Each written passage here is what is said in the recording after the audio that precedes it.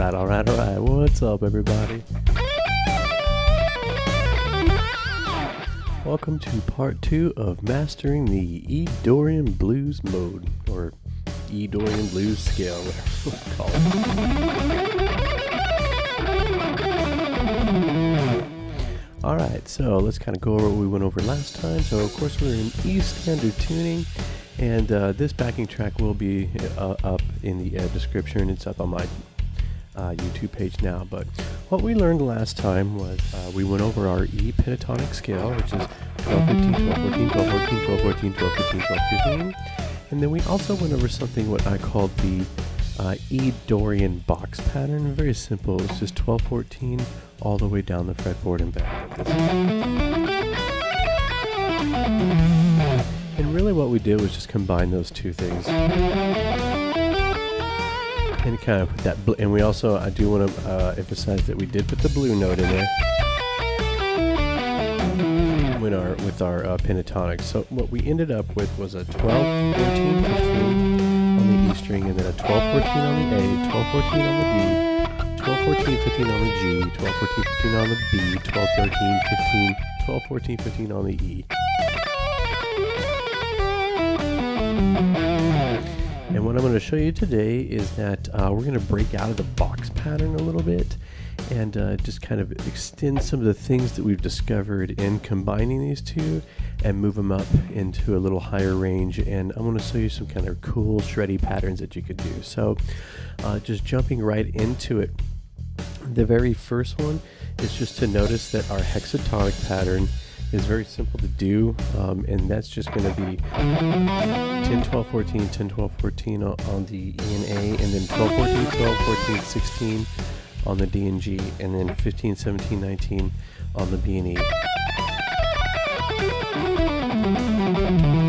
Very cool little shreddy scale that we can do along with our other little patterns. So if we think about it, we can do something like this.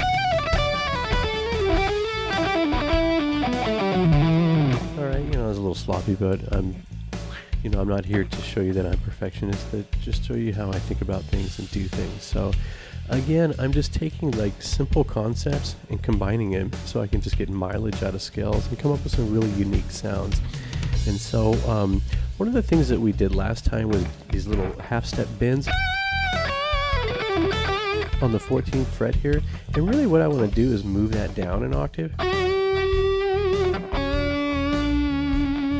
And then if we combine that with the notes that we know already, we get this nice little tight pattern on the D and G that goes 11, 12, 14, 11, 12, 14.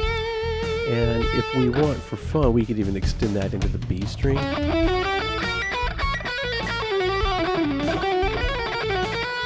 Now that'll give us the blue note, and that'll give us the Dorian note. Remember, the Dorian note is going to be the 14th fret here, our C sharp. Right, so we're going to sort of borrow from the key signature of D major. So E Dorian is the second mode of D major, but we're also going to think about imposing an A major chord on top of this E minor kind of structure, and that's where that C sharp comes from. And that's the one we're going to kind of bend. So that's where that sort of that's why we got this octave notes here. So starts here on the Dorian note, and again that little pattern's going to be, we can think of it now as like 11, 12, 14 on the D, 11, 12, 14 on the G, 11, 12, 14 on the B, come back to the G and do 12, 14, 15, and go to the B, 12, 14, 15, and then 12, 14, 15, and maybe you can jump up to the 17th here and bend up to 19 if we want. So something like, you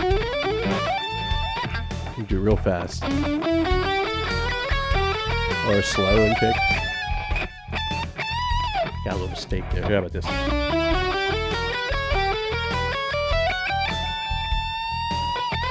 Alright, something like that. And just to take it even one step further, now we can really combine all this stuff. So we kind of come down the hexatonic, and then we can just go right below that, because an octave up from here, 11, 12, 14, that newly discovered, we're just going to put that up an octave here on 14, 15, 17, 14, 15, 17, like that.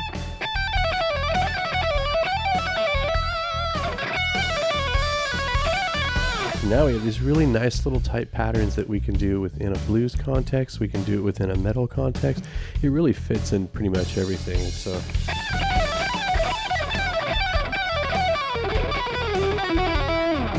really fun just to kind of put all this stuff together and just shred it through, and just take your time. So sometimes I'll pick this stuff working on it, sometimes I'll do legato, just whatever sounds cool to you, and really start putting all these ideas together, putting little sequences and things together.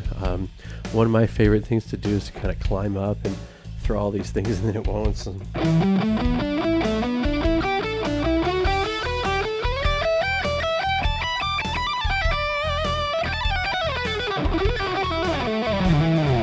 If you want, you can go back and look at some of the pentatonic shred pattern videos that I did to show some of these as well. But really, looking at all this stuff from the sort of Dorian blues concept really does open a lot of like what I would call colorful doors. You can just kind of make a lot of really interesting sounds, and you can do it with a lot of different genres. So I hope you found this helpful and informative, and like always, I'm just going to play it, have a good time here, and go through some of these patterns, get some practice in, and be looking for some of my backing tracks coming up soon.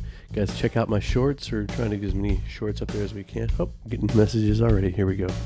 But yeah, check out my shorts. Go ahead, like, subscribe, and just hope you guys have an awesome day. Always be excellent to each other, and party on.